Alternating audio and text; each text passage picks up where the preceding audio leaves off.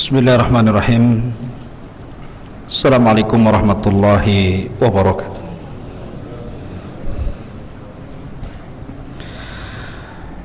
Alhamdulillah wassalatu wassalamu ala Rasulillah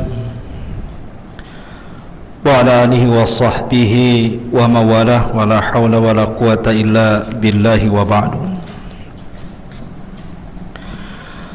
Alhamdulillah, pada malam hari ini kita bisa melanjutkan kajian kitab Tauhid dan kita masuk pada bab yang ke-35, As-sabru ala aqdarillahi azza wa jalla. Sabar di atas segala takdir yang Allah takdirkan kepadanya, dan ini bagian daripada Tauhid. Syekh Muhammad bin Abdul Wahab memasukkan bab ini karena sabar di atas segala takdir itu bagian daripada Tauhid. Tapi sebaliknya, orang yang tidak sabar atas segala takdirnya, maka dia telah mengurangi tauhidnya. Taib. Allah Subhanahu wa taala berfirman, "Ma asaba min musibatin illa biidznillah wa man yu'min billahi yahdi qalbah wallahu bikulli syai'in alim." Tidak ada satu musibah pun yang menimpa seseorang kecuali karena izin Allah. Dan barang siapa yang beriman kepada Allah, niscaya dia akan memberikan petunjuk kepada hatinya, dan Allah Maha mengetahui segala sesuatu. Al-Qamah mentafsirkan iman yang tersebut dalam ayat itu dengan mengatakan, huwa rajulu tusibuhul musibatu faya'lamu annaha min indillahi fayarda wa yusallim. Maksudnya dalam ayat itu adalah orang yang ketika ditimpa musibah, ia meyakini bahwa musibah itu datang dari Allah, maka dia berusaha redha dan juga pasrah akan takdir yang Allah takdirkan kepadanya. Taib. Ma'asyiral muslimin yang dimuliakan Allah Subhanahu wa taala, terkadang ada orang diberikan nikmat yang begitu banyak, ikhwan. Rumah sudah sedia, istri sudah ada, anak-anak lucu-lucu, sehat-sehat. Setiap pagi rutinitas dia bekerja, kemudian sore dia pulang kerja. Setiap hari libur dia bawa keluarganya. Begitulah kehidupan manusia. Ada yang diberikan nikmat oleh Allah Subhanahu wa taala seolah-olah bagaikan surga dia di keluarganya, tapi suatu ketika tiba-tiba dikejutkan, Allah Subhanahu wa taala turunkan musibah kepadanya. Lah, bagaimana cara menghadapinya? Tiba-tiba dia dipecat dari perusahaannya, tiba-tiba anaknya sakit ataupun meninggal, tiba-tiba muncul masalah, akhirnya bercerai. Begitulah musibah, ikhwan. Manusia itu tidak diciptakan dalam kondisi keadaan senang terus, pasti ada susahnya. Lah, yang harus kita kemas dari musibah ini, antum harus yakin bahwa musibah itu datang dari Allah Subhanahu wa taala. Karena Allah Subhanahu wa taala berfirman, wala nabluwannakum bisyai'in minal khawfi wal ju'i wa naqsin minal amwali wal anfusi wath thamarat wa basyiri sabirin alladzina idza asabathum musibah qalu inna lillahi wa inna ilaihi raji'un. Allah katakan, dan kami akan uji mereka bisyai'in minal khawfi wal ju'. Terkadang Allah uji dengan syai' dari rasa takut, sesuatu ketakutan, ancaman, mau dibunuh, mau dibegal, ada rampok gitu ya. Minal khawf wal ju' ataupun kelaparan, miskin, susah cari kerja, susah ekonomi. Wa naqsim minal amwal, Allah kurangkan hartanya. Dan juga wa naqsim minal amwali wal anfus, ataupun kematian, kematian keluarganya, istrinya meninggal, suaminya meninggal, orang tuanya meninggal, anaknya meninggal, itu ujian. Was samarat, atau kurangnya buah-buahan. Tapi Allah katakan wabashiri sabirin, maka berbahagialah bagi orang-orang yang sabar. Siapa orang-orang yang sabar ini? Allah katakan alladzina idza asabathum musibah, orang-orang yang Allah timpakan musibah kepadanya, kemudian dia katakan inna lillahi wa inna ilaihi rajiun, semua datang dari Allah, maka akan kembali kepada Allah. Orang kalau yakin bahwa semua rizki datang dari Allah, kemudian Allah ambil, itu tenang, itu kan semua milik Allah, terserahlah Allah mau ambil. Tapi ada orang-orang yang tidak terima seperti ini. Dia tidak bisa menghadapi ujian yang seperti ini. Terkadang mereka tasakhut, mengeluh kepada Allah Azza wa Jalla. Saya akan sebutkan beberapa kisah yang menarik. Di zaman dulu ada seorang ulama bahasa namanya Al-Asma'i rahimahullahu ta'ala. Al-Asma'i ini melakukan safar, perjalanan untuk thalabul ilmi bersama beberapa kawannya. Rupanya akhirnya dia nyasar ke padang pasir, bekal pun habis. Rupanya di padang pasir itu ada perkemahan, ada satu kemah, di situ ada wanita tua. Akhirnya Al-Asma'i pun singgahlah di kemah itu. Boleh jadi ada makanan yang bisa dimakan, mau jadi tamu. Baru saja Al-Asma'i duduk, dan wanita itu wanita tua yang sangat salehah, yang sangat baik, dan dia memiliki ternak beberapa kambing. Tiba-tiba kemudian dia mengambil pisaunya dan hendak menyembelih kambing. Dari kejauhan datang dua unta. Yang satu unta tanpa penunggang, yang satu unta ada penunggangnya. Ibu ini bahagia, disangkanya anaknya datang. Rupanya dari jauh kemudian mendekat. Rupanya unta yang tidak ada penunggangnya itu untanya, tetapi tidak ada anaknya yang ada di atas tunggangan itu, karena unta itu dibawa orang lain. Artinya anaknya hilang. Ketika sampai kemudian unta itu, maka orang yang membawa unta itu mendoakan ibu itu, semoga Allah Subhanahu wa ta'ala memberikan pahala atas musibah yang menimpa anak anda. Ibu itu langsung kaget mendengar ucapan seperti ini. Maka ibu ini bertanya, kemana anakku?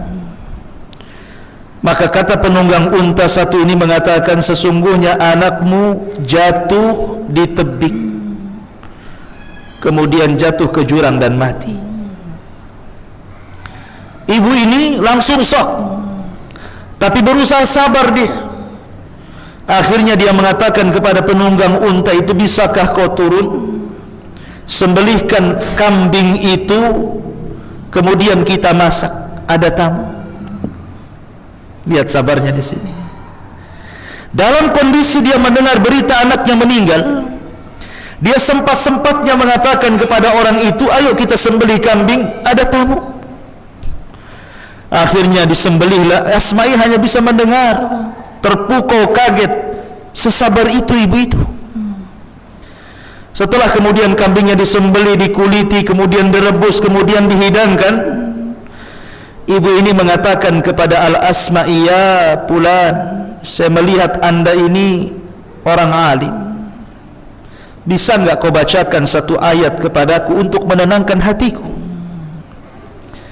Maka Imam Asma'i tiba-tiba membaca ayat yang tadi saya baca. Wala nabluwannakum bisyai'im minal khawfi wal ju' wa naqsim minal amwali wal anfusi was samarat wa basyiris sabirin alladzina idza asabathum musibah qalu inna lillahi wa inna ilaihi raji'un.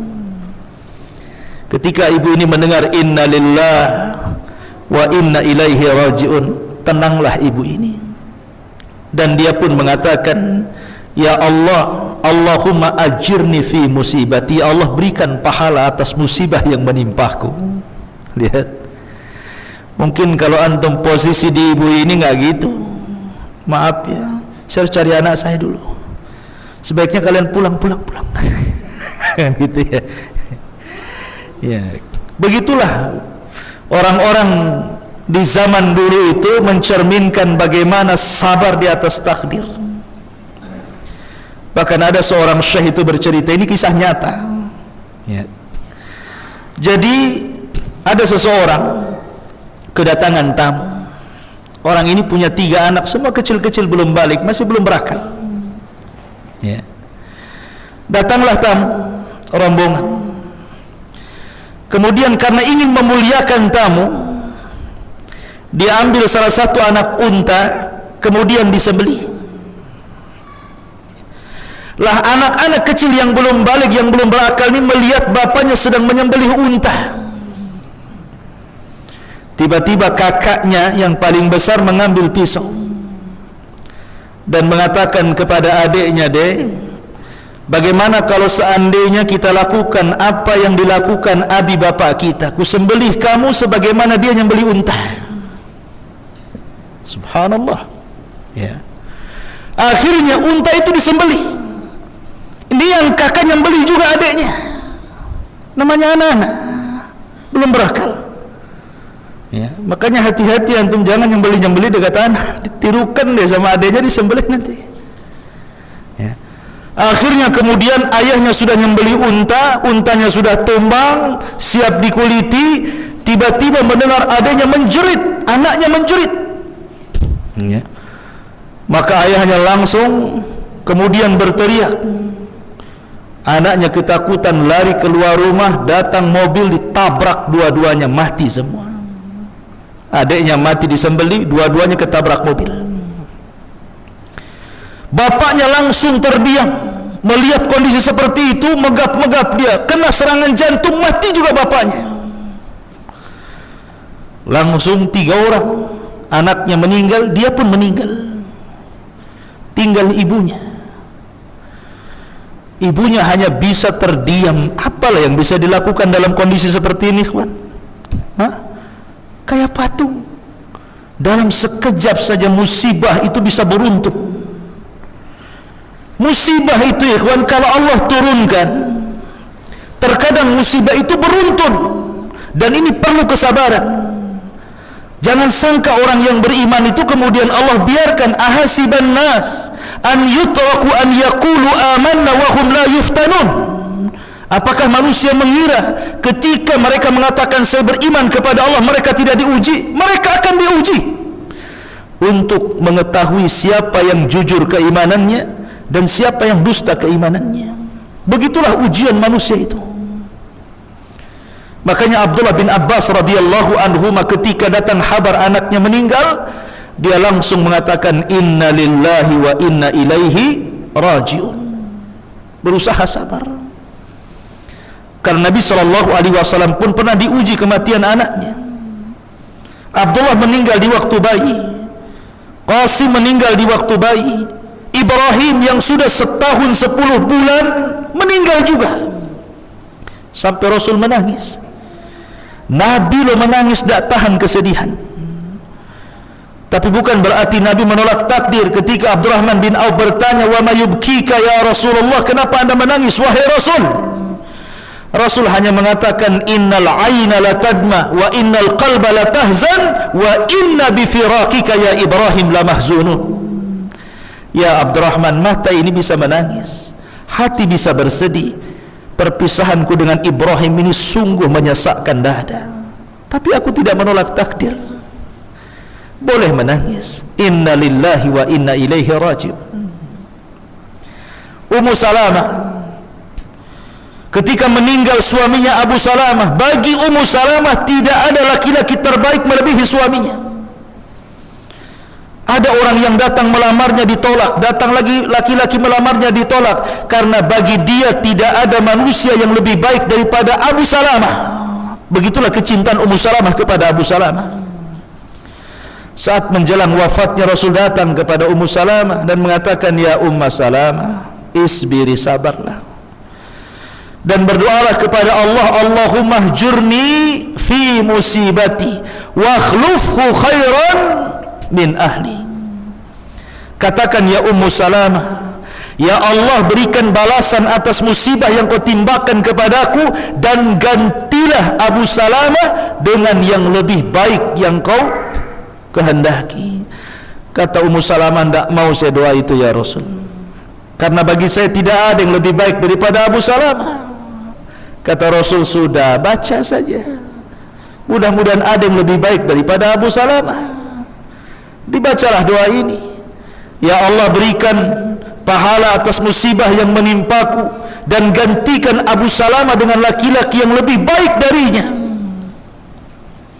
Selang beberapa waktu setelah masa iddahnya hilang, laki-laki banyak yang melamar Ummu Salamah, ditolak, sampai akhirnya Rasul yang datang. Wah, rupanya ini yang lebih baik daripada Abu Salamah. Ya, kalau ada orang meninggal, bisikkan pada jandanya, insya Allah ada yang lebih baik dari abangmu tuh. Maksudnya siapa? Aku, katanya. Gawat. Ya kan? Ma'asyiral muslimin yang dimuliakan Allah Azza wa Jalla. Maka Rasul mengatakan, aku pinang dirimu hai Ummu Salamah. Kata Ummu Salamah, ya Rasulullah, bukan aku tolak lamaranmu. Masalahku, anakku masih kecil-kecil, masih anak-anak yatim, dan aku ini wanita pecemburu, tidak mungkin aku dipoligami. Kata Nabi SAW, ya Ummu Salamah, anak-anakmu anak-anakku. Jadi kalau antum nikah dengan janda punya anak, jangan mau sama ibunya saja, mau juga sama anaknya. Kata Rasul, anak-anakmu anak-anakku. Adapun cemburumu, aku akan berdoa kepada Allah, semoga Allah menghilangkan cemburumu. Maka Rasul berdoa, hilang cemburunya. Nih saya cari doa ini, sampai sekarang nggak ketemu. Ana mau ajarkan ke antum. Ma'asyiral muslimin yang dimuliakan Allah Subhanahu wa taala. Begitulah musibah, terkadang kematian suami, terkadang kematian anak, terkadang kematian istri. Begitulah musibah. Musibah itu datang sekonyong-konyong. Bukan kita yang berkehendak, Allah yang berkehendak untuk menguji. Makanya para ulama mengatakan musibah itu SMS dari Allah, walaupun tidak masuk WhatsApp antum. Itu SMS dari Allah, agar dengan musibah itu semakin menanamkan kesabaran dan keimanan kita. Karena orang kalau tidak pernah diberikan SMS berupa musibah, ini bahaya orang ini. Kalau orang hidupnya senang, hidupnya tenang, kerjanya enak, suaminya mantap, istrinya ada, anaknya banyak, nggak pernah ada musibah, bahaya orang ini. Orang kalau nggak pernah kena musibah, bahaya malah. Karena Allah mengatakan, hatta idza farihu bima utu akhadnahum baghtah, kan gitu kata Allah. Sampai ketika mereka bahagia dengan apa yang aku berikan, kata Allah, maka kami akan adab secara tiba-tiba. Karena orang yang diberikan nikmat terus tidak kena musibah itu istidraj, artinya sanastadrijuhum min haitsu la ya'lamun. Kami biarkan mereka sampai ketika mereka lalai, kami adab mereka. Tapi dengan adanya musibah ini ada sinyal dari Allah supaya kita jangan lalai, kembali kepada Allah, sehingga ketika Allah berikan musibah kita sudah siap, sehingga kalau Allah berikan bencana kita sudah siap, karena sebelumnya sudah dikasih musibah-musibah itu. Maka yakin percaya dengan takdir. Karena musibah ini macam-macam. Ada orang itu Masya Allah senang hidupnya, pekerjaan enak, anaknya sehat, istrinya cantik, soleh dan soleha, pagi kerja, pulang petang gitu kan, enak. Tiba-tiba dikejutkan, Allah takdirkan dia pula yang sakit. Medical check up ke dokter, sakitnya parah, ya, komplikasi sakitnya. Dia tidak tahu karena nggak pernah medical check up. Sekali sakit parah, terbaring, stroke dia. Ada orang yang diberikan musibah seperti itu. Maka kalau seandainya Allah menimpakan musibah yang seperti ini, berkacalah kepada Nabiullah Ayub alaihi salatu wassalam.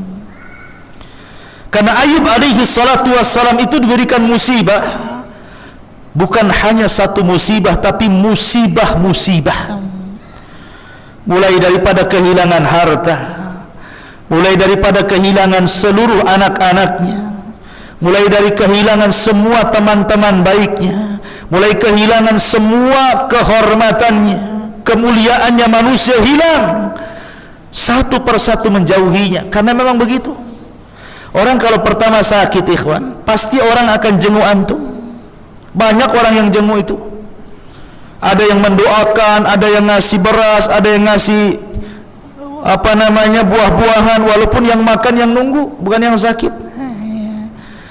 Ya, umumnya kan begitu ya. Tapi masih adalah orang-orang yang mungkin dia ada jemaah pengajiannya, datang rame-rame. Itu kalau awal antum kena penyakit, masuk rumah sakit.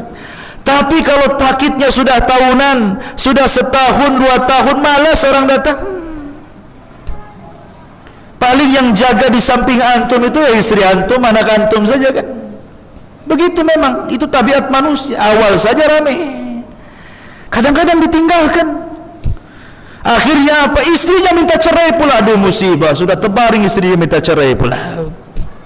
Karena sudah kelamaan jaga suaminya, dia yang cari kerja, dia nggak tahan. Rupanya kerja di luar kepincut pula dengan laki-laki sehat. Ya. Bang, gimana bang? Kayaknya nggak lama lagi kita. Kata abangnya, aku pun tak lama lagi mau mati kok. Bukan itu maksudnya. Kacau ini istri, stres. Nggak ada akalnya istri kayak gini nih. Waktu sehat abang sayang, waktu sakit ditendang lah si abang nih. Ya. Masyaallah muslimin yang dimuliakan, lah Nabi Ayub ini sama kondisinya seperti itu. Tapi lihat dia punya istri yang soleha luar biasa. 18 tahun dia jaga, dia rawat, dia mandikan. Kan Nabi Ayub sudah tidak bisa bergerak. Dia yang cari kerja, dia yang cari makan. Kata para ulama, kalau dalam kondisi seperti ini istri dapat 2 pahala. Pertama, pahala berbuat baik kepada suami. Yang kedua, pahala sedekah kepada suami. Itu kalau berakal. Cuman wanita zaman sekarang akalnya ditaruh di dengkul, ya. Sehingga terkadang baru diuji seperti itu saja udah goyang tuh imannya. Apalagi ada bisikan kawan-kawannya, sudahlah, aku lihat kok kasihan itu, semenjak suamimu sakit kau murung, jarang berdandan, sudah tak cantik, sudah tak putih lagi gitu. Datang setan, ya kan? Jadi iblis pula dia. Ya. Ma'asyiral muslimin yang dimuliakan Allah Azza wa Jalla, terkadang ada orang yang diberikan musibah seperti ini. Ya. Bahkan ada seorang ulama, ikhwan, diuji luar biasa. Terkadang diuji agamanya. Namanya siapa, rupa Al-Fadl, siapa namanya, Fadl gitu, seorang ulama tabi'in. Karena kezaliman pemerintah, ditangkap dia sama anaknya, dimasukkan ke penjara. Ya. Ini sakit bapaknya di penjara itu, seorang ulama, anaknya juga seorang ulama. Anaknya ini birrul walidain sama bapaknya. Pertama masuk penjara masih dikasih fasilitas, dia nyalakan kayu bakar, kemudian membuat air panas untuk mandi ayahnya. Tapi lama-lama dilarang oleh penjara, tidak boleh lagi. Terpaksalah dia angkat air itu ke lampu. Ya, dipegangnya lama di atas lampu itu supaya panasnya lampu itu masuk ke dalam air. Rupa-rupanya jahat, lampunya pula dimatikan. Ya. Akhirnya kemudian bagaimana cara menghangatkan air? Akhirnya air itu dipeluk sama dirinya supaya hangat badan masuk ke dalam air, supaya bapaknya bisa mandi. Ya. Sampai seperti itu ada orang-orang yang diuji, ikhwan. Itu diuji agama itu. Luar biasa. Keluar masuk penjara, sampai di penjara disiksa luar biasa. Di zaman Khalifah Ma'mun banyak para ulama yang dipenjara, banyak para ulama yang dibunuh. Ya, manusia tidak lepas daripada ujian.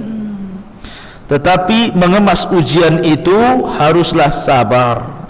Karena ada orang itu yang berjalan di permukaan bumi terus diuji sampai akhirnya tidak ada dosa di badannya. Innama yuwaffas sabiruna ajrahum bighairi hisab. Begitulah Allah berikan balasan kepada orang-orang yang sabar tanpa batas. Ada sorga yang tidak bisa diraih dengan amal, dia pula bisa meraihnya dengan sabar. Makanya iman itu dibagi dua, separuhnya sabar, separuhnya syukur. Ya.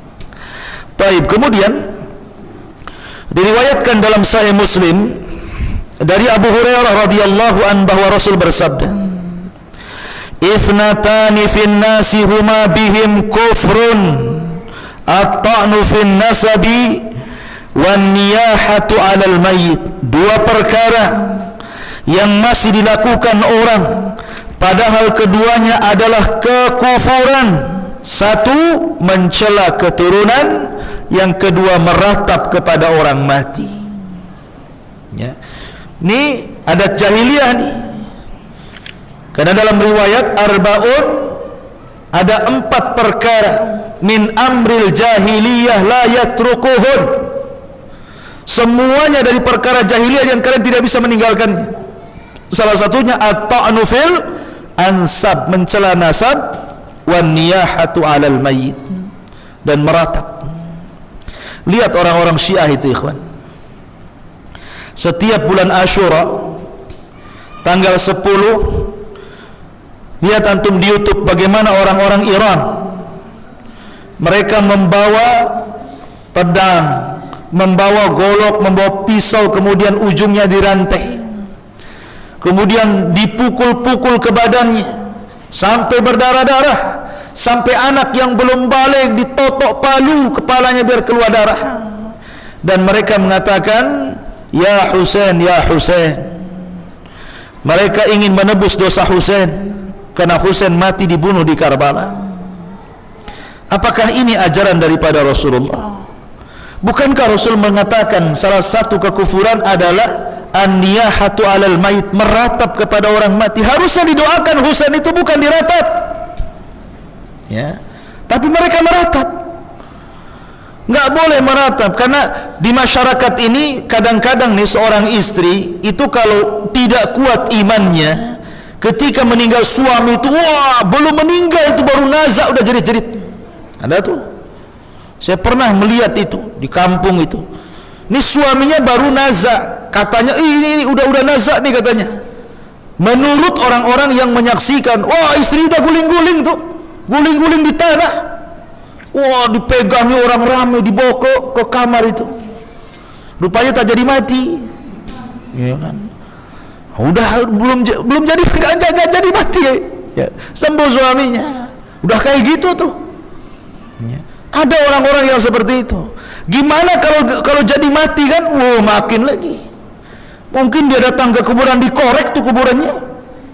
Ya, siapa bang yang ngasih makan aku, yang ngasih makan anakku, katanya. Gimana sekolahnya anak-anak, katanya.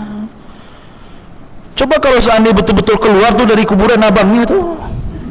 Coba betul-betul keluar tuh abangnya, kira-kira itu gimana itu? Bisa lari hantunya keluar.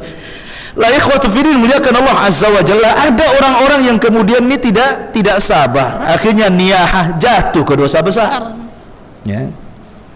Makanya Nabi SAW mengatakan, laisa minna man darabal khudud wa syaqqal juyub wa da'a bid'wal jahiliyah. Tidak termasuk golongan kami orang yang memukul-mukul pipi, merobek-robek pakaian, menyeru dengan seruan jahiliyah. Orang-orang Syiah jangan ditiru, ya. Kemudian diriwayatkan dari Anas bin Malik radhiyallahu anhu, idza arada Allahu bi 'abdihi al-khaira ajjala lahu bil 'uqubati fid dunya wa idza arada bi 'abdihi syarra amsaka anhu bi dhanbihi hatta yuwafiya bihi yaumal qiyamah. Apabila Allah menghendaki kebaikan pada seorang hambanya, maka dia menyegerakan hukuman baginya di dunia. Lihat, jadi kalau orang baik diuji, itu sengaja supaya makin meningkat. Karena kalau anda diuji, umpamanya disakiti orangnya, ada orang yang menyakiti anda, hakikatnya orang yang menyakiti kita itu sedang mengangkat derajat kita sebenarnya. Anda tidak sadar. Ada orang mencela kita, ada orang menghina kita, mendolimi kita, hakikatnya dia sedang mengangkat kita. Di mata dia, dia sedang merendahkan kita, tapi di mata Allah, Allah sedang mengangkat kita dengan ujian manusia itu. Makanya tanamkan sebuah kaidah. Kalau ada orang yang benci kepada kita, sesungguhnya orang yang membenci itu tidak punya apa yang ada pada kita, makanya dia benci sama kita. Kalau dia membenci agama kita, sesungguhnya dia tidak punya agama. Kalau dia membenci, umpamanya kita punya ide, punya pendapat-pendapat yang baik, dia benci dengan kita karena dia tidak punya pendapat. Kalau dia membenci hasad karena harta kita, karena dia tidak punya harta. Kalau dia membenci kita karena kita ini dihormati orang, akhirnya untuk menjatuhkan, karena dia tidak punya kemuliaan. Jadi antum harus paham, orang yang membenci itu karena dia tidak punya apa pada kita. Dan bukan berarti kalau dia benci kepada kita, hilang dari kita. Tidak ada yang hilang. Apa? Dia benci gara-gara kita kaya, tetaplah kita kaya. Apa masalahnya? Ya. Tidak perlu pusing, wah ini gimana si anu si ini ya. Nah, hati kita ini sayang akhirnya, karena inti niat orang yang membenci kita itu supaya hati kita sibuk memikirkan dia. Maka jangan dipikirkan, tenangkan hati, nggak usah dipedulikan. Makanya sering saya katakan tidur. Tidur saja. Kalau ada yang mencela antum, tidur aja, tidur. Nanti bangun tidur sudah nggak ada lagi, karena Allah tidak menciptakan dia bicara itu untuk kita. Sampai kapan dia bicara itu? Nanti berhenti sendiri. Capek loh dia. Ya. Apalagi kalau bicara sampai sariawan, lama-lama berhenti tuh. Orang sariawan kan jarang ngomong tuh. Doakan dia semoga sariawan. Semoga sariawan biar dia berhenti ya.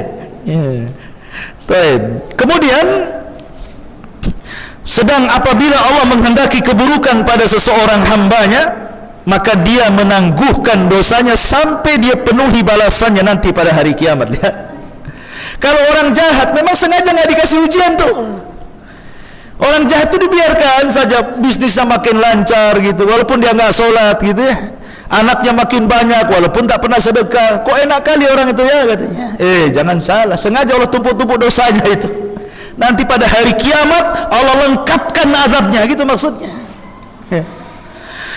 Kemudian Allah mengatakan, inna idhamal jazai ma'a idhamil balai, wa inna Allah ta'ala idha ahabba qauman ibtalahum faman radiya falahu ridha wa man sakhita falahu sukhtu.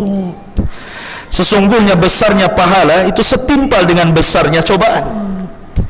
Dan sesungguhnya apabila Allah mencintai sebuah kaum, maka dia menguji mereka dengan cobaan. Untuk itu barang siapa yang redha, maka baginya keredhaan Allah. Barang siapa yang marah dengan ujian itu, maka baginya kemarahan Allah subhanahu wa ta'ala. Dari sini pentingnya redha, ikhwan. Redha, ya, yang antum harus tanamkan untuk mengemas sebuah ujian itu supaya kita redha, ya. Bagaimana caranya? Ya, bagaimana caranya? Pertama, kita berdoa. Kalau antum dizalimi, doa sama Allah. Doa orang yang dizalimi itu, walaupun iblis sekalipun yang berdoa, mustajab. Anggap iblis dizalimi. Ada yang menzalimi iblis. Anggap yang doa itu iblis, mustajab. Lihat iblis berdoa apa? Fa'anzirni ila yaumi yub'atsun. Ya Allah, kata iblis, tangguhkan usiaku sampai hari dibangkitkan. Doa bukan? Doa. Iblis berdoa. Ya Allah, tangguhkan usiaku. Dikabulkan sama Allah. Fa innaka minal mundharin. Oke, kuberikan kau usia panjang, katanya. Iblis berdoa, dikabulkan.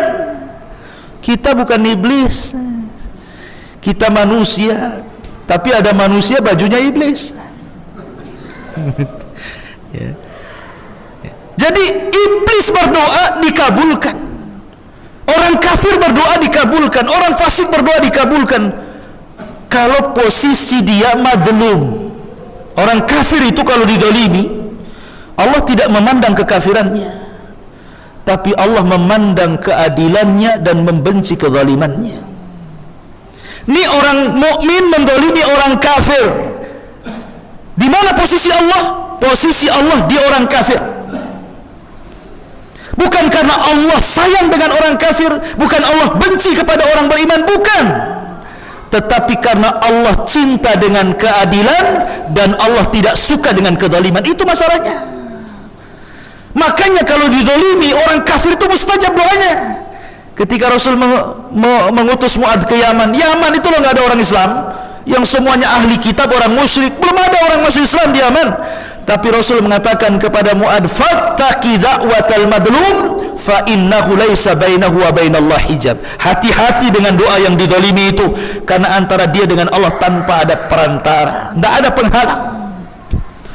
Ya, jadi kalau antum dizalimi nggak apa-apa, nggak ada masalah. Ini ujian bagi saya. Ingat, antum tidak tinggal katakan kepada Allah, Rabbi inni maglubun fantasir. Ya Allah, aku sudah dikalahkan musuhku, tolonglah aku. Seperti doanya Nabi Nuh alaihi salatu wassalam. Maka dalam hadis kursi Allah katakan, wa bi'izzati wa jalali la ansurannaka walau ba'dahin. Demi kemuliaanku dan keagunganku, kata Allah, saya akan tolong orang yang didolimi walaupun dalam waktu yang lama. Itu janji Allah tuh, pasti ditolong oleh Allah. Maka kalau antum diuji oleh Allah, disakiti, dihina, diambil hartanya, antum itu di posisi yang kuat. Karena orang yang mendolimi kita itu dia puas, akhirnya dia bisa tidur dengan pulas. Tapi posisi yang didolimi, tersakiti, tidak bisa tidur dia. Sebagaimana dia tidak bisa tidur, Allah pun tidak pernah tidur. Antum tidak angkat saja tangannya ke langit, karena tidak ada daya dan kekuatan kecuali Allah Azza wa Jalla. Biar Allah yang bereskan semuanya. Selesai, tenanglah antum. Daripada antum sesak dada, akhirnya dipikirin, tensi darah naik, akhirnya kolesterol numpuk, stroke lah antum jadinya. Mikirin orang itu jadi stroke kita ini. Ya. Itu biar antum tenanglah. Sudah dizalimi saja. Emang bisa apa dengan dia? Kita punya Allah kok. Ya. Ini kalau kita disakiti, diuji dengan seperti itu. Kalau memang diuji dengan kematian, diuji dengan penyakit, ya mintalah. Oh, Allah yang kasih penyakit, Allah yang angkat. Wa idza maridtu fahuwa yashfi. Minta kepada Allah supaya diangkat. Kalau nggak diangkat-angkat, sengaja Allah itu untuk menggugurkan dosa kita. Ustaz, saya sudah berdoa terus tapi tidak dikabulkan. Ini istijal namanya. Salah satu doa ditolak itu karena istijal. Da'autu falam yastajib li. Saya sudah berdoa tapi nggak dikabulkan. Ini kalimat ini yang menyebabkan doa tidak akan dikabulkan, karena tergesa-gesa. Apa sulitnya? Berdoa saja nggak dikabulkan? Nggak mungkin nggak dikabulkan, pasti dikabulkan. Cuman pengabulan Allah itu terkadang ada yang cash, ya, ada yang ditunda nanti untuk diangkat derajat kita di sorga. Ada yang diganti, yang minta lain, yang dikasih lain sama Allah. Ya, mungkin kita meminta, ya Allah saya ini miskin, sudah 20 tahun jadi kuli bangunan, ngontrak, ya, tolonglah kasihlah pekerjaan yang layak, gaji yang layak, supaya saya minimal bisa lah nyicil rumah, cicilan syar'i yang tidak ada riba umpamanya. Nggak dikabul-kabulkan. Sekali dia naik motor, tabrak dari belakang, secara logika harus mati dia, rupanya masih hidup dia. Oh begitu caranya Allah kabulkan. Harusnya dia mati, 99% ringsek motornya, harusnya dia mati, cuma dia terpental, cuma lecet-lecet saja. Oh begitu cara pengabulannya, ya. Allah hindarkan dari mara bahaya kan. Seperti cerita yang sering saya dulu ceritakan, mungkin antum sudah lupa. Ada seorang kakek, dia sudah punya istri, punya anak banyak, ingin poligami. Nih dengarkan, bagi kakek-kakek yang ingin poligami. Nih kakek nih sudah tua, tapi tuanya itu dari pusar ke atas, dari pusar ke bawah masih muda, jadi ingin poligami. Ya. Akhirnya ada pula seorang gadis. Gadis ini ya tidak terlalu tua, tapi masih gadis. Karena kakek ini kaya gitu ya, punya istri, punya anak. Dilamarlah sama sang kakek ini gadis itu. Akhirnya Allah takdirkan mau pula itu si gadis itu, dipoligami sama sang kakek itu. Rupanya kakek ini senang karena tidak ada perlawanan. Artinya tidak ada usaha yang memayahkan untuk mendapatkan hati sang gadis itu. Allah lancarkan, lancar, meluncur begitu saja, tahu-tahu diterima. Oh, jangan-jangan gadis itu cinta sama saya sebagaimana saya cinta sama dia. Menikahlah kakek itu dengan sang gadis. Pagi hari akad, malam hari Allah bolak-balikan hati gadis itu, tiba-tiba membenci kakek itu di malam itu. Tiba-tiba benci saja sama kakek itu dan minta cerai tanpa ada alasan, padahal sudah akad, sudah resmi, sudah sah. Malam itu tiba-tiba melihat kakek itu jadi benci. Akhirnya kemudian dia minta malam itu diceraikan. Wah, mana nih ceritanya nih? Akhirnya karena kasihan, diceraikanlah gadis itu. Kakek ini karena saking cintanya, tiap malamlah dia berdoa kepada Allah, Allahumma ruddaha ilayya, Allahumma ruddaha ilayya. Ya Allah, kembalikanlah si gadis itu kepada aku. Udah kadung cinta dia, tapi sudah diceraikan. Ya, mudah-mudahan dengan doa itu Allah kabulkan, balik lagi dia rujuk gitu ya. Sampai habis masa iddahnya rupanya ndak rujuk-rujuk. Ya. Habis masa iddahnya. Rupanya selesai masa iddah, si gadis ini dilamar oleh kakek yang lain. Wah, ini memang spesialis kakek. Ya. Tapi kakek yang kedua ini belum menikah. Kakek tua, namanya Bujang Lapo namanya. Nikahlah dengan kakek yang kedua ceritanya ini. Wah, cemburu si kakek pertama ini. Tapi dia sudah berusaha berdoa seikhlas mungkin kepada Allah, tahajud tengah malam meminta. Rupanya ceritanya berbeda. Setelah menikah gadis itu dengan kakek yang kedua, Allah takdirkan barulah satu malam menikah, besoknya si gadis ini sakit. Setelah sakit dibawa ke rumah sakit, rupanya diponis kanker payudara sebelah kiri dan harus dioperasi. Akhirnya dioperasilah gadis ini payudara sebelah kirinya. Allah takdirkan koma dia. Ya. Lah ketika kemudian kanker itu sudah dipotong, rupanya menjalar ke payudara yang kanan. Dalam kondisi koma, ini harus dioperasi, kalau tidak sampai jantung mati. Rupanya dioperasi lagi 1 tahun dia tidak siuman. 1 tahun. Ini si kakek yang kedua ini saking cintanya udah habis dunianya, sawahnya dijual, rumahnya dijual, semua dijual supaya istrinya sembuh. Tapi sudah 1 tahun sakit terbaring di rumah sakit, akhirnya Allah takdirkan meninggal pula gadis ini. Dari sini kata para ulama, oh begitu cara pengabulan Allah kepada doa si kakek yang pertama. Coba bayangkan, kalau seandainya tidak bercerai, kemudian sakit, kereklah si kakek ini untuk ngobati ini, habis mungkin hartanya. Ya, mungkin hartanya habis, mungkin dia bisa masalah dengan istri pertamanya, dengan anak-anaknya kan. Rupanya Allah menghendaki lain, tidak jadi poligami. Pengabulannya apa? Dia sudah berdoa, Allahumma ruddaha ilayya, ya Allah kembalikan dia kepadaku, kembalikan kepadaku. Rupanya Allah kabulkan doa bukan cara seperti itu. Allah sengaja tidak kembalikan, kemudian dibuat ibrah. Rupanya dia sakit seperti itu, habisin harta banyak. Begitulah cara Allah mengabulkannya, menghindari dari keburukan. Ya, jadi bukan tidak dikabulkan, dikabulkan, cuman caranya lain. Ya.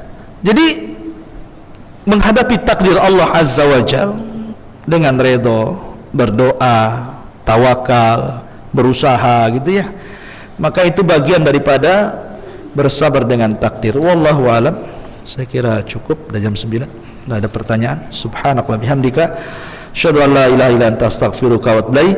Allahu ta'ala alam. Assalamualaikum warahmatullahi wabarakatuh.